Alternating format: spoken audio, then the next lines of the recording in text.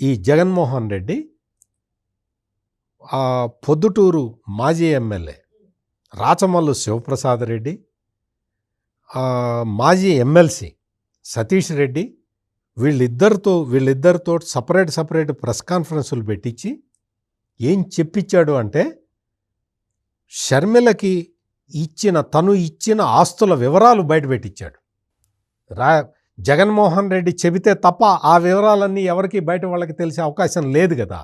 జగన్మోహన్ రెడ్డి నేరుగా వాళ్ళతోటి చెప్పించటమే కాకుండా ఈ రాచమల్లు శివప్రసాద్ రెడ్డి ఏం చెప్పాడు అంటే, ఈ షర్మిల లాంటి చెల్లెలు ఉండటం దౌర్భాగ్యం అని చెప్పాడు.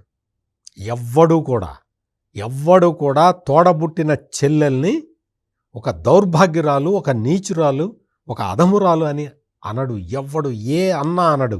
అటువంటి పదాలని వాడి షర్మిలని ఒక విలన్లాగా చూపిస్తూ ఉంటే తట్టుకోలేక విజయలక్ష్మి రాసిన పత్రం ఇది ఉత్త ఓపెన్ లెటర్ కాదు, ఇది ఆమె రాసిన వీలునామా.